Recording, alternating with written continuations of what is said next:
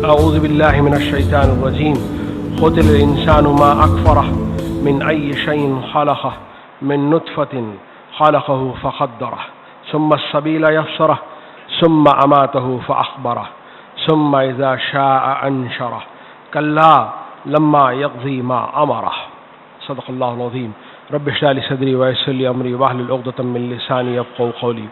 محترم سامنے کرام، میں نے آپ کے سامنے سورہ عبس آیت نمبر 17 تا 23 کی تلاوت کی ہے. باری تعالیٰ ان آیات میں ارشاد فرماتے ہیں، لعنت ہو انسان پر، کیسا سخت منکر حق ہے یہ. کس چیز سے اللہ نے اسے پیدا کیا ہے؟ نطفے کی ایک بوند سے اللہ نے اسے پیدا کیا، پھر اس کی تقدیر مقرر کی، پھر اس کے لیے زندگی کی راہ آسان کی، پھر اسے موت دی اور قبر میں پہنچایا، پھر جب چاہے وہ اسے دوبارہ اٹھا کھڑا کر دے. ہرگز نہیں اس نے وہ فرض ادا نہیں کیا جس کا اللہ نے اسے حکم دیا تھا. حضرات محترم، آج کے اس خطبے میں آپ کے سامنے رب کا ہم سے مطالبہ کیا ہے، رب ہم سے چاہتا کیا ہے، اس پر کچھ باتیں آپ کے سامنے عرض کرنے کی کوشش کروں گا. میں نے جو آیات آپ کے سامنے تلاوت کی ہیں اس میں اللہ تعالیٰ نے انسان کی ابتدا اور انتہا دونوں کا ذکر کیا ہے. انسان کی شروعات کیسے ہوئی اور آخر میں اس کے ساتھ کیا ہوگا اس کا ذکر ہے. اور اسی آیت میں اللہ تعالیٰ نے اپنے انعامات، اپنی نعمتوں کا ذکر کیا ہے اور اس کے بدلے میں انسان کیا کرتا ہے اس کا ذکر بھی اس آیت میں آیا ہے. ہم آیت پر غور کرتے ہیں. اللہ فرماتے ہیں قتل انسان ما اکفرہ، مارا جائے انسان. یہ وہ والا انداز ہے، بڑا ہی سخت ناشکرا قسم کا انسان ہے. حق اس کے سامنے آتا ہے پھر بھی ڈھٹائی کرتا ہے، منکر حق بنتا ہے، حق کو ماننے سے انکار کرتا ہے. یہ پہلی بات ہے جو قرآن مجید ہمارے سامنے رکھتا ہے.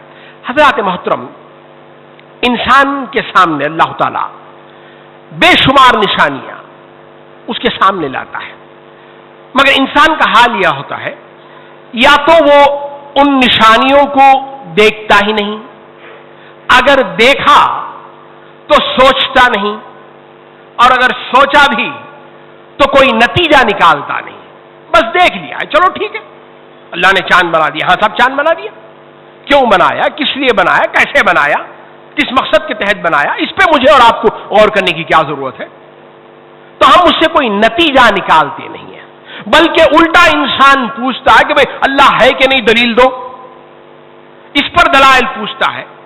مرنے کے بعد دوبارہ زندہ ہوں گے کہ نہیں، اس پہ دلیل دو. تم اللہ فرماتے ہیں کہ تم ان چیزوں کے دلائل کے لیے بہت دور جانے کی ضرورت نہیں ہے. اپنے آس پاس میں دیکھو، چلو چھوڑو اپنے پاس مت دیکھو، خود اپنی ذات پر تم غور کرو. قرآن مجید اس مضمون کو ہمارے سامنے رکھتا ہے. سورہ حامیم سجدہ ہے، آیت نمبر 53 سنریہم آیاتنا فی الآفاق وفی انفسہم حتی یتبین لہم انہ الحق. ان قریب ہم ان کو اپنی نشانیاں آفاق میں بھی اور ان کے اپنے نفس میں بھی دکھائیں گے، یہاں تک کہ ان پر یہ بات کھل جائے گی کہ یہ قرآن واقعی برحق ہے. یہ آیت قیامت تک کے لیے سنریہم آیاتنا، ہم ان قریب دکھائیں گے. قیامت تک بھی انسان اللہ کی نشانیوں کو اس کائنات میں دیکھتا رہے گا. صرف اس کائنات میں نہیں بلکہ اس کے اپنے اندر، اپنے انفس میں بھی اس کے لیے اللہ تعالیٰ نے اتنے سارے راز پنہا کر دیے ہیں کہ قیامت تک انسان اس کو جانتا ہی رہے گا. یہ وہ آیت ہے جو قرآن مجید بتاتی ہے ہمارے سامنے. اچھا، انسان ان آیتوں کو دیکھے تو کرے کیا؟ سورہ نمل آیت نمبر 93 اللہ ارشاد فرماتے ہیں وَقُلِ الْحَمْدُ لِلَّهِ سَيُرِيكُمْ آيَاتِهِ فَتَعْرِفُونَهَا وَمَا رَبُّكَ بِغَافِلٍ عَمَّا تَعْمَلُونَ. ان سے کہو تعریف اللہ ہی کے لیے ہے، ان قریب وہ تمہیں اپنی نشانیاں دکھائے گا اور تم انہیں پہچان لوگے. کرنے کا کام یہ ہے کہ ہم جانیں کہ اس میں نشانی ہے میرے لیے، یہ آیت ہے، یہ کوئی چیز ہے جو مجھ سے کچھ کہہ رہی ہے. اور اللہ فرماتے ہیں وَمَا رَبُّكَ بِغَافِلٍ عَمَّا تَعْمَلُونَ. انسان جو عمل کرتا ہے رب اس سے غافل نہیں ہے. بسا اوقات ایسا ہوتا، آفس میں مینیجر صاحب کا کمرہ ہے، وہ ٹنٹڈ گلاس لگا ہوا ہے، सामने क्लर्क साहब बैठे हुए, वो समझते हैं कि ये तो बिल्कुल अंधेरा है गिलास में, अंदर वाले को शायद कुछ पता नहीं चलेगा, अब ये जो चाहे वो कर लेंगे ना। टिंटेड गिलास के अंदर बैठा हुआ आदमी बिल्कुल आपको देख रहा है, आपकी हरकतों को देख रहा है, उसे सारी चीजें पता है।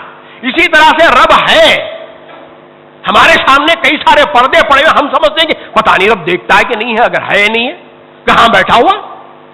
तो अल्लाह ने फरमाया कि वमा रब्बुका, तेरा रब ऐसा नहीं है कि बेगाफिल अम्मा तामलून, कि वो गाफिल हो जाए उन चीजों से जो तुम करते हो। तो दो तरह की निशानियां, आयात, एक आफाक में, दूसरा अनफुस में। इन दोनों में भी कुरान मजीद में ये जो अनफुस है, हमारी जात है, मेरी और आपकी जात है, उस पर बड़ा जोर दिया है, इसलिए कि ये मेरे पास में है, मैं जब चाहे इस पर गौर कर सकूं, मुझे मालूम है कि मेरे जिस्म कैसा काम करता है, कैसे बनाओ। तो अल्लाह उस पर जोर ज्यादा देता है। सूरह रूम आयत नंबर 8 अल्लाह फरमाते हैं, अवलम यतफक्करू फी अनफुसिहिम, क्या ये गौर नहीं करते अपने आप में? कभी इन्होंने गौर नहीं किया कि अल्लाह ताला ने इस जिस्म को कैसे बनाया? अल्लाह याद दिलाता है मुझे और आपको। सूरह वाक़िया आयत नंबर 57, 57 से लेकर 59 देखिएगा।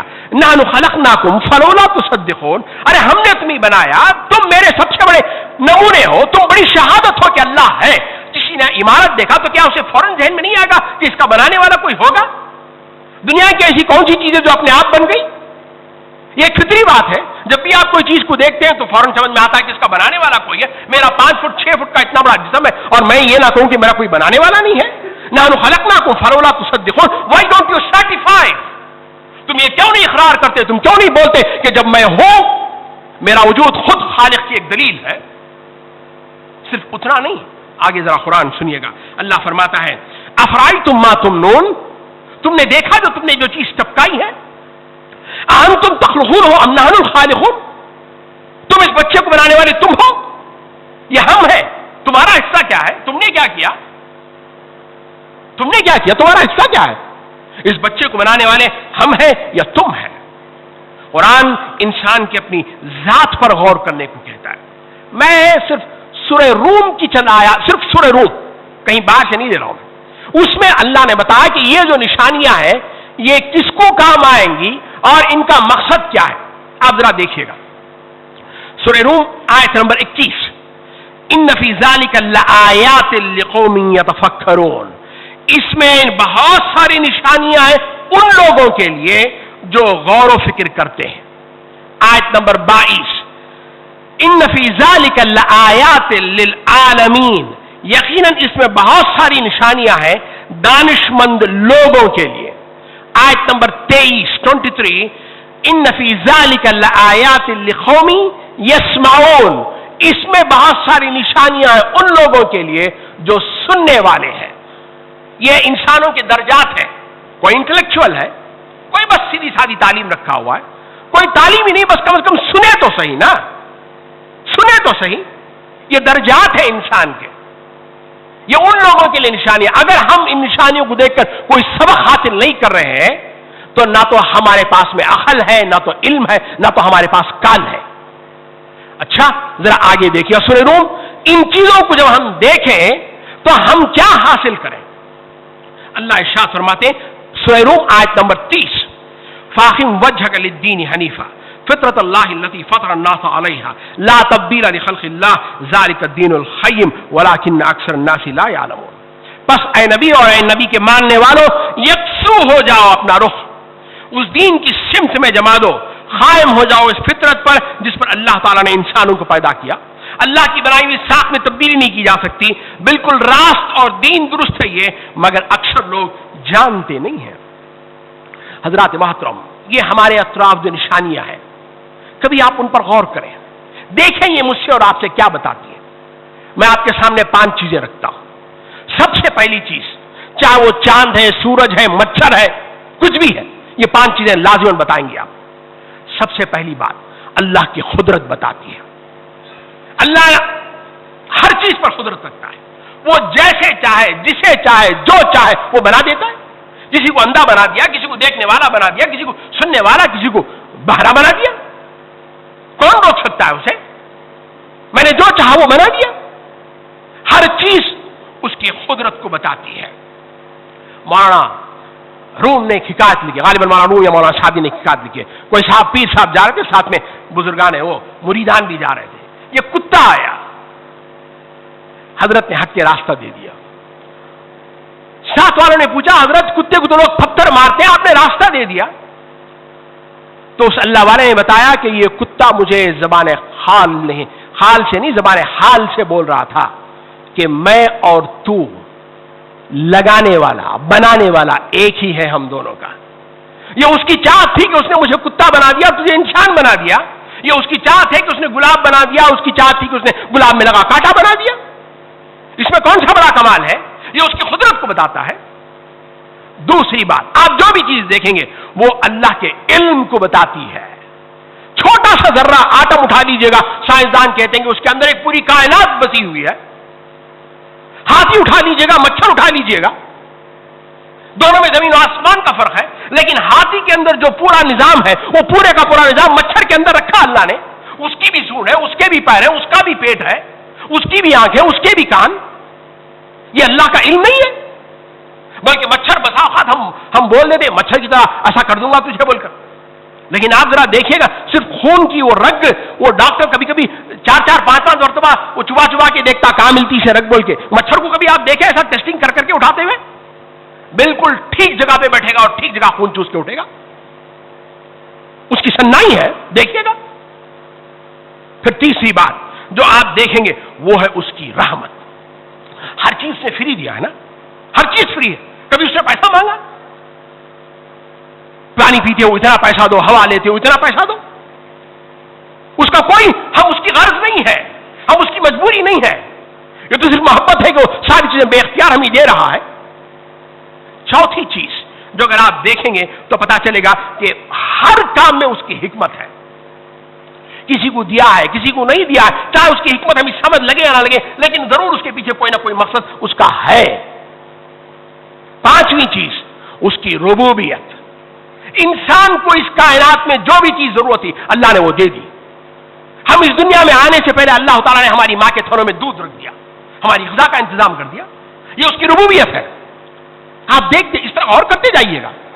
کائنات کی ہر چیز اللہ کی قدرت کو بتاتی ہے, اللہ کے علم کو بتاتی ہے, اللہ کی حکمت کو بتاتی ہے, اللہ کی ربوبیت کو بتاتی ہے.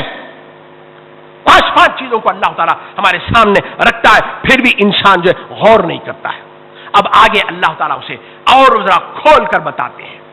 اللہ فرماتے ہیں من ای شیء خلق, ذرا تم غور تو کرو کہ تم کس چیز سے بنائے گئے ہو. تم آج اپنے آپ کو بڑا سمجھتے ہو, لیکن ذرا غور تو کرو, ذرا انداز دیکھیے قرآن مجید کا. سورہ معارج ہے آیت نمبر 39, وہاں اللہ فرماتے ہیں انا خلقناہم مما یعلمون. اللہ نے نام بھی نہیں لیا. یہ جانتے ہیں کہ ہم نے کس چیز سے بنایا تمہیں. مائن مہین, گندا پانی اگر جسم میں لگ جائے تو انسان باہر نہ نکلے, اسے شرمندگی محسوس ہو. اس کی شروعات گندے پانی سے, اس کی وہ جہاں پہنچا گندی جگہ میں پہنچا ہے. تنگ جگہ میں تھا, تنگ جگہ سے نکلا, تنگ جگہ میں جا کے مرے گا. ہر چیز کی آپ اٹھا لیجیے گا. مرا تو 3 دن کے بعد بدبو آ جائے گی, لوگ اسے رکھنا پسند نہیں کرتے. زندہ ہے تو پیٹ میں گندگی بھر لیے پھرتا ہے. اس پر انسان فخر کرتا ہے. تم کیا چیز ہو؟ میں نہیں یہ شیء خلق. تم ذرا اپنی صلاح پر غور کرو, ہم نے بنایا کیسے.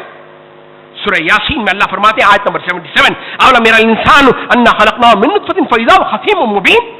ہم سے لڑتا ہے, ہم سے جھگڑتا ہے, اپنی پیدائش کو بھول گیا. یہ قرآن کا انداز ہے. قرآن بتاتا ہے کہ فی نفس ہی انسان کی کوئی اہمیت نہیں ہے. ہاں تم اللہ کی نگاہوں میں بڑے قیمتی ہو. گزشتہ جمعے میں نے اس پر گفتگو کی ہے. ہم اللہ کی نگاہوں سے اپنے آپ کو دیکھیں تب پتا چلے گا کہ میری اور آپ کی قدر و قیمت کیا ہے. میں وہ ہوں جس کے لیے ساری کائنات بنائی گئی. میں وہ ہوں جس کے لیے اللہ تعالیٰ نے مینو آسمان سے اتارا. میں وہ ہوں جسے اللہ تعالیٰ نے اپنے ہاتھ سے بنایا. میں وہ ہوں جسے اللہ تعالیٰ نے اپنی روح میں سے کچھ روح پھونک دی. یہ میرا مقام ہے. حالانکہ ہے میں, میری کوئی اپنی حیثیت نہیں ہے. اللہ نے بڑا بلقد کرمنا بنی آدم, ہم نے بنی آدم کی بڑی عزت کی ہے.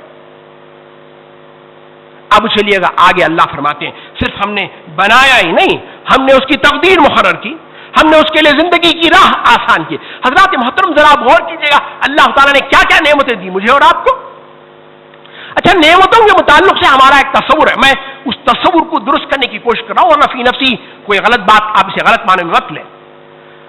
آپ دیکھیے گا ہمارا جو ہم سورہ فاتحہ میں دعا کرتے ہیں، کیا وہ صراط الذین انعمت علیہم، اے اللہ ہم کو ان لوگوں کا راستہ بتا جن پر تو نے انعام کیا، نعمتیں دی۔ اچھا، نعمت کا تصور ہمارے پاس میں کیا ہے؟ دولت، جی، عزت، اقتدار، شہرت، بیوی، بچے، کار، بنگلہ، گاڑی، یہ ہمارے پاس نعمتیں۔ لیکن آپ ذرا غور کر دیکھیے گا، کیا یہ فی الواقع نعمتیں ہیں جن کو ہم نعمتیں سمجھتے ہیں؟ کیا وہ فی الواقع نعمتیں ہیں؟ بھائی ایک آدمی ہے جس کے پاس بہت سارا پیسہ ہے، بیمار ہو گیا، سارے کھانے پڑے ہوئے ہیں، وہ نعمت نہیں ہے اس کے لیے وہ کھانا، وہ نعمت نہیں ہے اس کے لیے کھانا، پیسہ ہے۔ جو رشتہ دار گھیرے ہوئے ہیں یہ محبت سے نہیں، اپنی غرض سے گھیرے ہوئے ہیں، ان کی غرض ہے وہ آپ کا پیسہ۔ ہو سکتا ہے کچھ لوگ دعا بھی کرتے ہوں گے، بڈھا کب مرے، کب جائیداد ہمارے پاس میں آئے، ہم کب گلچھڑے اڑائیں۔ کوئی آدمی ذرا وہ بد شکل کری شکل والا ذرا سامنے آیا تو گھبراہٹ شروع ہو جاتی، پتہ نہیں مار کے چھین کے نہ لے کے جائے۔ تو اس نعمت کے ساتھ تو ٹینشن جڑی ہوئی ہے نا، یہ نعمت کہاں سے ہو گئی؟ ٹینشن ہے اس نعمت کے ساتھ میں۔ اسی طرح سے اولاد اٹھا دیجیے گا، وہ اولاد جس کے لیے ہم سب کچھ اپنی آخرت خراب کر لیتے ہیں، وہی اولاد بڑی ہوتی ہے تو ہماری نافرمان بن کے نکلتی ہے، باپ کو لات سے مارتی، گھر سے باہر بھگا دیتی، باپ مرا تو نہیں آتی۔ یہ چیزیں ہیں ہمارے سامنے۔ اچھا چلیے ذرا اس پہ اور کیجیے گا، یہ وہ نعمتیں جن کو ہم نعمت سمجھتے ہیں، دنیا میں ایسا کون ہے جو انعمت علیہم میں نہیں حساب؟ آپ بتائیے مجھے کون ہے؟ ہر وہ انسان جو زندہ ہے وہ یقیناً انعمت علیہم میں ہے۔ ظاہر بات ہے زندگی سب سے بڑی نعمت ہے، اللہ نے اسے دیا ہے نا۔ بلکہ جن چیزوں کو ہم نعمت سمجھتے ہیں، مال، دولت، اقتدار، فلاں فلاں فلاں، یہ اللہ تعالیٰ نے ان کو بھی دیا جو ملعون ہے، جو ملعون ہے۔ فرعون اٹھا لیجیے گا، نمرود اٹھا لیجیے گا، یہ تو ملعون لوگ ہیں، اللہ کی لعنت ہے ان پر، مگر اس کے باوجود اللہ نے ان کو سب کچھ دیا نا۔ اب سوال یہ اٹھتا ہے کہ اللہ نے یہ سب کچھ دیا کیوں؟ میں صرف سورہ فاتحہ سے سمجھانے کی کوشش کر رہا ہوں کہ نعمت ہے کیا چیز۔ اللہ نے اس کا جواب دیا، الرحمن الرحیم، وہ رحمان بھی ہے رحیم بھی ہے، اسی لیے سب کو دیتا ہے۔ علماء نے اس میں فرق کیا ہے، رحمان وہ ہے جو دیتا ہے تو یہ نہیں دیکھتا کہ یہ حق رکھتا ہے کہ نہیں رکھتا ہے، رحیم وہ ہے جو مستحق کو لازماً دیتا ہے، ذرا اور کھولتا ہوں میں مضمون کو۔ دنیا میں وہ رحمان ہے، آخرت میں وہ رحیم ہے۔ آخرت میں جنت اس کو دے گا جو مستحق ہوگا۔ تو اپنے آپ کو ثابت کرو کہ ہم اس لائق ہیں کہ جنت میں جا سکتے ہیں، ٹھیک ہے تم لے لو جنت، وہ رحیم ہے۔ تیسرا سوال، آخر دنیا میں رحمان، میں اپنا مضمون ہی بول رہا ہوں، مضمون کو سمجھانے کی کوشش کر رہا ہوں، میں رب کا مطالبہ کیا ہے یہ میں سمجھا، میں کیا اور بول جا رہا ہوں۔ اب سوال یہ اٹھتا ہے کہ آخر اللہ دنیا میں رحمان کیوں ہے؟ میں نے کہا یہ دنیا حضرات محترم امتحان گاہ ہے۔ بچہ امتحان گاہ میں داخل ہوا، استاد کو معلوم ہے کہ یہ بالکل فیل ہوگا، فیل نہیں، یہ کچھ بھی نہیں لکھے گا، مگر اس کے باوجود استاد سوال کا پرچہ بھی دے گا، جواب کا پرچہ بھی دے گا، وہ 3 گھنٹے کا وقت بھی دے گا، پانی پوچھا تو پانی بھی دے گا، سب کچھ دے گا، وہ ساری سہولتیں میسر کرے گا جو ایک فرسٹ کلاس طالب علم کو دیتی ہے، اس لیے کہ دنیا امتحان گاہ ہے۔ یہ دنیا امتحان گاہ ہے تو اللہ تعالیٰ رحمان ہے، وہ ہر ایک کو ہر چیز دیتا ہے، ہر چیز دیتا ہے، جیسے بچے کو دیتا ہے وہ ساری چیزیں دیتا ہے۔ ہاں جب نتیجہ نکلے گا، اب جب اگلی کلاس میں جانے کا موقع آئے گا تو پوچھیں گے صاحب آپ کا رزلٹ بتائیے گا، یہ رحیم ہے، یہ رحیم ہے۔ اب اسی سے میں اپنے مضمون کو جوڑتا ہوں۔ اب دنیا میں اللہ تعالیٰ نے اتنی ساری نعمتیں دی، زندگی دی، فلاں فلاں فلاں سب کچھ دیا، آپ کیا سمجھتے ہیں اللہ تعالیٰ سوال نہیں پوچھے گا، جواب نہیں پوچھے گا مجھ سے، بس ایسے ہی دے دیا؟ ارے انسان دنیا میں وہ کوئی کام نہیں کرتا جو بے مقصد ہو، لا یعنی ہو، بے مطلب ہو، اور اللہ ایسا کام کر دے گا؟ اللہ تعالیٰ فرماتے ہیں نہ تو کائنات نہ تو تم ذرا آیت سنیے گا، سورہ حج آیت نمبر 85، اللہ فرماتے ہیں وما خلقنا السماوات والارض وما بینہما الا بالحق، یہ کائنات ہم نے بیکار نہیں بنائی۔ سورہ مومنون آیت نمبر 115، افحسبتم انما خلقناکم عبثا وانکم الینا لا ترجعون، کیا تم سمجھتے ہو کہ ہم نے تمہیں ایسے ہی بنا دیا بیکار، تم ہماری طرف واپس لوٹا نہیں جاؤ گے؟ دونوں چیزیں اللہ تعالیٰ نے بیکار نہیں بنائی ہیں۔ اللہ تعالیٰ مضمون کو اور ذرا کھولتا ہے، سورہ قیامہ دیکھیے آیت نمبر 36 ہے، ایحسب الانسان ان یترک سدی، کیا انسان نے سمجھ رکھا ہے کہ وہ ایسا بے معامل چھوڑ دیا جائے گا، اسے سوال نہیں پوچھا جائے گا؟ سوال کیا پوچھا جائے گا؟ قرآن اس کو بھی رکھتا ہے ہمارے سامنے، ثم لتسألن یومئذ عن النعیم۔ ہمارا تصور یہ ہے کہ ہم گناہ کریں گے تو اللہ سوال پوچھے گا، یہاں آیت میں اللہ بتاتے ہیں نہ، گناہ تو میں پوچھوں گا ضرور، لیکن میں نے جو نعمتیں دی ہیں نا میں اس پر بھی تم کو سوال پوچھوں گا، میں اس پر بھی سوال پوچھوں گا۔ اچھا سب سے بڑی نعمت کیا ہے؟ میں نے بتایا کہ دنیا میں جتنی ساری چیزیں ہم نعمتیں سمجھتے ہیں وہ تو ٹینشن لگی ہوئی ہے نا، سورہ فاتحہ میں خود اللہ نے اس کا جواب دے دیا، اہدنا الصراط المستقیم، یہ دین سب سے بڑی نعمت، یہ وہ دین ہے جو آپ کو ٹینشن فری کرے گا، یہ ٹینشن فری کرے گا اس دنیا میں بھی آخرت میں بھی، جبکہ دنیا کی تمام نعمتوں کے ساتھ ٹینشن لگا ہوا ہے۔ سورہ مائدہ آیت نمبر 3 اللہ تعالیٰ نے کھولا اس مضمون کو، الیوم اکملت لکم دینکم واتممت علیکم نعمتی، میری نعمت ہے یہ دین۔ بدقسمتی سے آج وہ تصور ہمارے سامنے نہیں رہا حضرات محترم۔ تو اللہ امتحان سوال پوچھے گا مجھ سے اور آپ سے، تو رب کا سب سے پہلا مطالبہ سورہ بقرہ آیت نمبر 21، یہیں سے اصل قرآن کا مضمون شروع ہوتا ہے۔ اس سے پہلے اللہ تعالیٰ نے متقی کون، کافر کون، منافق کون، اس کی تفصیل رکھی ہے۔ قرآن کا جو اصل مضمون شروع ہوتا ہے وہ یہاں سے شروع ہوتا ہے، سارے انسانوں سے رب کا پہلا مطالبہ۔ بقرہ آیت نمبر 21، یا ایھا الناس، اے دنیا کے لوگوں، اعبدوا اللہ، عبادت رب، تم رب کے سامنے جھکو، رب کی مانو۔ حضرات محترم عربی زبان میں عبد غلام کو کہتے ہیں، عبد جو ہے وہ غلام ہوتا ہے۔ عربی زبان میں الطریق المعبد، وہ راستہ جو لوگ چل چل کے، پگڈنڈی ہوتی نا جہاں کھیتی باڑیوں میں وغیرہ میں لوگ چل چل کے راستہ بن جاتا ہے، گویا وہ انسان کے پیروں تلے آیا ہے وہ راستہ، تذلل، عاجزی، انکساری، بے بسی، یہ وہ لفظ ہے اس عبد کے اندر۔ اسی طرح سے عرب البعیر المعبد، وہ اونٹ جس کی ناک میں نکیل پڑ گئی، اب ظاہر بات ہے نکیل جس کے ہاتھ میں ہے وہ چلائے گا، جیسے چاہے وہ ناچنا پڑے گا اس اونٹ کو۔ یہ ہے عبد کا مفہوم، کہ آپ کی اپنی کچھ نہیں چلے، رب جیسا چاہے ویسا آپ کریں، یہ ہے عبادت رب۔ اور رب زندگی کے کسی بھی مرحلے میں، کسی بھی گوٹے میں جو چاہے وہ آپ کو کرنا ہوگا۔ یہ نہیں کہ میں صرف رب مسجد میں مانوں گا، باہر میں خود اپنا رب بن جاؤں گا، ایسا نہیں چلے گا۔ حضرات محترم کبھی کبھی اطاعت، قرآن دیکھیے کیسی کیسی باتوں کو ہمارے سامنے رکھتا ہے، کبھی کبھی ہم اطاعت مجبوری کے تحت بھی کرتے ہیں، نہ چاہتے بھی کرنا پڑتا ہے۔ بڑے لوگ ہیں بول دیتے ہیں کرنا پڑتا، ٹھیک ہے بھائی کیا کریں گے، بیکار وچ وچ کرتے رہیں گے، کرنا چلو کر دیں گے، مانتے ہیں ہم بھی۔ اس معنی میں بھی جو قرآن عبادت کا لفظ استعمال کیا ہے۔ فرعون اور موسیٰ علیہ السلام، ان کا مکالمہ قرآن رکھتا ہے۔ حضرت موسیٰ علیہ السلام فرعون سے فرماتے ہیں ان عبدت بنی اسرائیل، تو نے بنی اسرائیل کو کیا بنا لیا، محکوم، غلام، وہ ہے عبدتا، اس کا کوئی نہیں، جیسے تم چاہتے ہو ویسے ان سے کام لیتے ہو، ان کے لڑکوں کو قتل کر دیتے ہو، ان کی لڑکیوں کو باندھی بنا کے گھر میں رکھ لیتے ہو، جو چاہے وہ کام لیتے ہو۔ بلکہ فرعون نے حضرت موسیٰ کو دیکھ کر کہا، ارے لے صاحب یہ سنو، یہ نبوت کا دعویٰ کہتے ہو، کہتے ہیں کہ میں اللہ کی طرف سے نبی بنایا، وَقَوْمُ ہمارے عابدون، اس کی قوم تو وہ ہے جو ہماری عبادت کرتی ہے، ہماری بات کو مانتی ہے، ہم جو چاہے وہ کرتی ہے۔ تو اسی لیے علماء نے لکھا ہے عبادت میں دو چیزیں لازماً ہوں گی، ایک تذلل، عاجزی، انکساری، بچھ جانا، دوسرا یہ جو بچھ جانا ہوگا وہ شوق کے ساتھ ہو، محبت کے ساتھ ہو، ورنہ لگی بندی اطاعت تو انسان فور مین کی بھی کرتا ہے، آپ اسے عبادت نہیں بولتے۔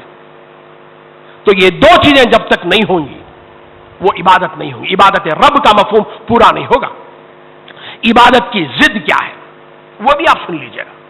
استکبار، کبر، فخر، غرور، انا، میں، یہ وہ الفاظ ہیں. ذرا آیت سن لیجیے گا سورہ مومن آیت نمبر 60.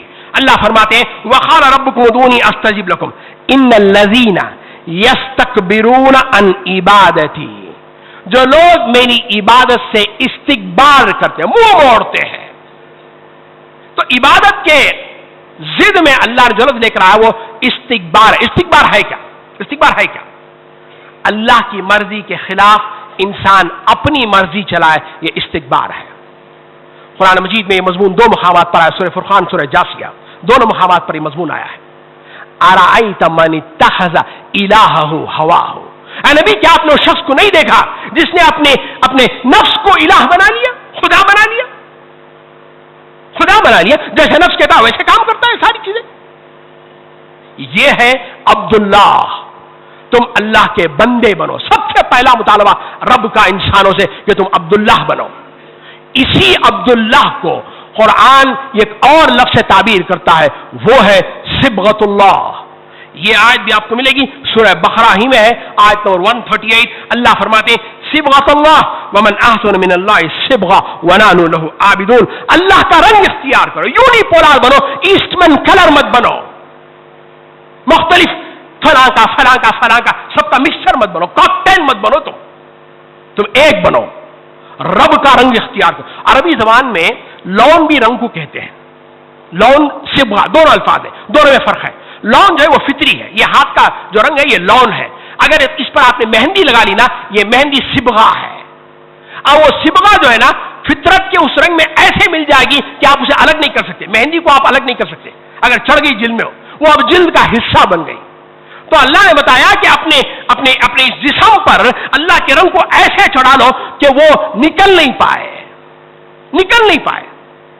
یہ جو اللہ وقت ہمارا ہو جاتا ہے، ذرا اس صبغۃ اللہ پہ آپ رنگ جو چڑھاتے ہیں نا، یہ جو دھوبی وغیرہ جو بھی کرتے ہیں، ذرا آپ اس پروسیس پہ غور کیجیے گا. پہلے جو رنگ چڑھا ہوا اسے نکالنا پڑے گا اور یہ خاصا مشکل کام ہے، وہ اتنی آسانی سے نہیں نکلے گا رنگ.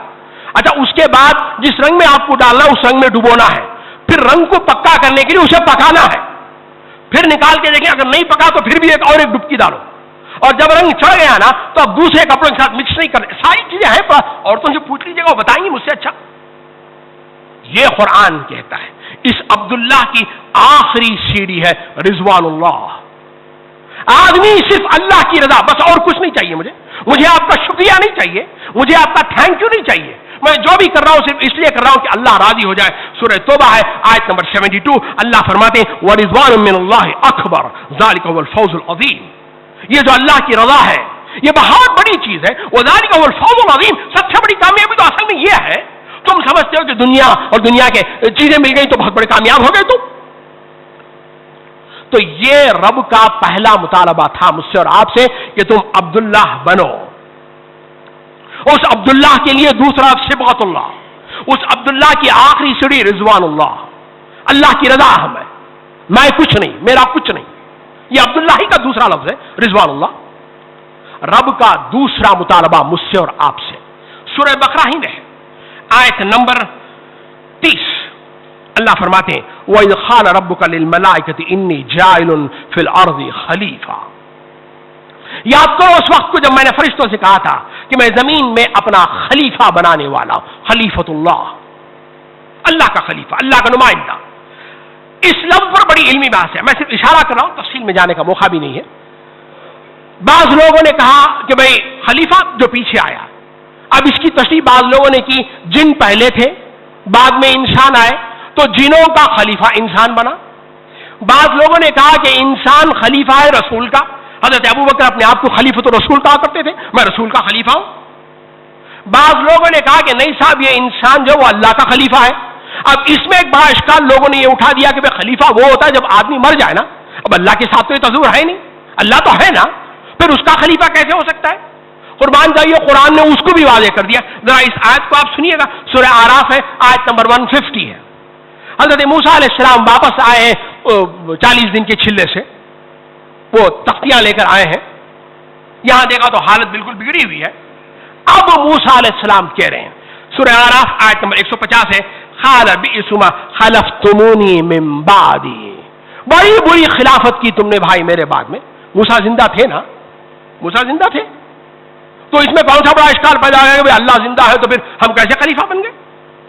بہرحال یہ ایک علمی بات ہے، آپ یہ چھوڑیے گا، آپ چاہے جنوں کے خلیفہ ہو، رسول کے خلیفہ ہو، اللہ کے خلیفہ ہو، اس سے مجھے کوئی مقصد نہیں ہے، لیکن کرنا کام ایک ہی ہے، آپ چاہے کسی کی بھی خلیفہ ہو، اور وہ کرنا کیا ہے؟ سورہ صاد ہے، آیت نمبر 26 ہے، اللہ فرماتے ہیں فاحکم بین الناس بالحق، لوگوں کے درمیان فیصلہ کرو تو حق کے ساتھ کرو، حق کے ساتھ کرو، یہ کرنے کا کام ہے۔ تم نمائندہ ہو، تم وائس جرنٹ ہو، تم اللہ کے ریپرزینٹیٹیو ہو، تم نبی کے ریپرزینٹیٹیو ہو، تم بھیجے گئے ہو، امت کو اٹھانے کا مقصد یہی بتایا گیا۔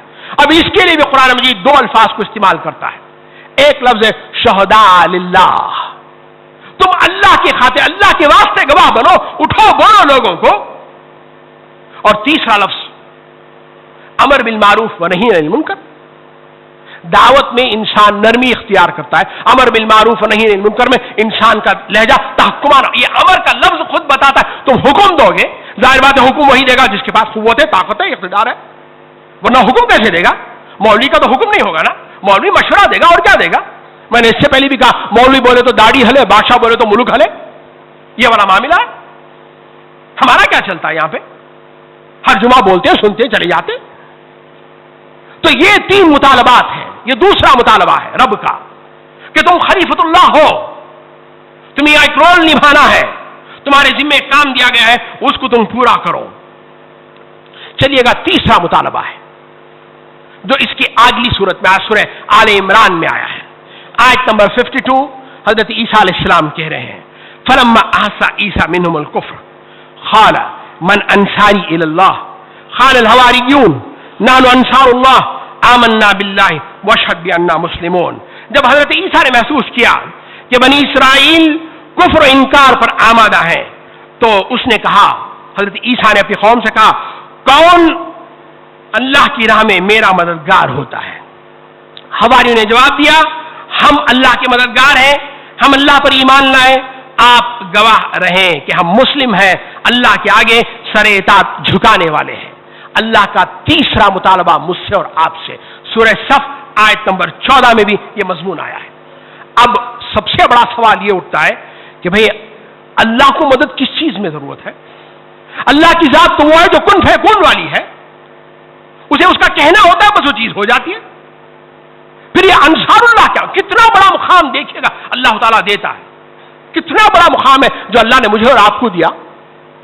اس مضمون کو کھولا ہے سورہ محمد صلی اللہ علیہ وسلم آیت نمبر 7 ہے، اس سورت کا دوسرا نام سورہ قتال بھی ہے، تب آپ کو سمجھ لگے گا کہ انصار اللہ کس میں ہے، اس کا دوسرا سورہ قتال ہے اس کا نام۔ اب وہ آیت سنیے گا، اللہ فرماتے ان تنصروا اللہ ینصرکم ویثبت اقدامکم، تم اللہ کی مدد کرو تو اللہ تمہاری مدد کرے گا اور دشمنوں کے مقابلے میں تمہارے قدموں کو کھڑا کر دے گا۔ اللہ کا کلمہ بلند کرنے، حق کو اس دنیا میں قائم کرنے اگر تم کوشش کرو گے تو اللہ اسے کیا کہتا ہے؟ انصار اللہ، تم اللہ کے مددگار بنو گے۔ بلکہ جو لوگ یہ کام کرتے ہیں قرآن ان کو کیا کہتا ہے؟ حزب اللہ، اللہ کا گروہ، اللہ کی جماعت، اللہ کی فوج۔ حضرات محترم، میں نے آپ کے سامنے اختصار کے ساتھ رب کا 3 مطالبہ، اور بھی بہت سارے ہو سکتے ہیں، میں نے مضمون کو سمیٹنے کی کوشش کی ہے۔ اگر آپ چاہیں تو یہ بھی کہہ سکتے ہیں کہ صرف لفظ عبداللہ ہی میں سب کچھ آ گیا، یہ بھی ہوگا، میں کوئی یہ نہیں کہتا، مجھے اپنی بات پہ اصرار نہیں ہے، سمجھانے کے لیے میں نے کوشش کی ہے۔ رب کا پہلا مطالبہ عبداللہ، تم اللہ کے بندے بنو۔ دوسرا مطالبہ خلیفۃ اللہ، تم اللہ کے نمائندے بنو۔ تیسرا اللہ کے مددگار انصار اللہ بنو۔ آپ ذرا اس میں پھر غور کیجئے گا، عبداللہ تم اپنا خیال رکھنا، خلیفۃ اللہ تم اپنے بھائی کا خیال رکھنا، انصار اللہ اللہ کے دین کا خیال رکھنا۔ یہ ہے وہ 3 مطالبات مجھ سے اور آپ سے جو رب نے کیے ہیں۔ اگر آپ چاہیں تو انہی کو جو ہے مسلم، مومن، متقی ایسا بھی رکھ لیں، کوئی مسئلہ نہیں ہے۔ حضرات محترم، بات کو ختم کرتے ہوئے میں آپ سے یہی کہنا چاہتا ہوں کہ یہ جو اصطلاحات ہیں میں نے آپ کے سامنے رکھ دیے، ان کی تشریح بھی کر دی میں نے۔ اب سوال یہ ہے کہ یہ تینوں اصطلاحات مجھ سے اور آپ سے بھی کچھ کہتی ہے کہ نہیں ہے؟ یہ بس سنا ختم ہو گئی بات؟ اگر ہم نے ان تینوں کو پورا کر دیا تو بہت اچھی بات ہے، لیکن ہم کیسے جانیں کہ ہم عبداللہ ہیں یا لعنت اللہ ہیں؟ ہم کیسے جانیں ہم خلیفۃ اللہ ہیں یا وہ جو شیطان کی بندگی کرنے والے ہیں؟ ہم انصار اللہ ہیں یا حزب اللہ ہیں یا حزب الشیطان میں؟ اور اس کو جاننے کے لیے آپ کو بہت دور جانے کی ضرورت نہیں ہے، میں بڑا آسان سا نسخہ بتاتا ہوں، آپ مسجد سے باہر قدم رکھیے گا، آپ کا اگلا عمل آپ کو بتا دے گا کہ آپ عبداللہ ہیں کہ نہیں ہیں۔ اقول قولی ھذا استغفر اللہ لکم ولسائر المسلمین والمسلمات۔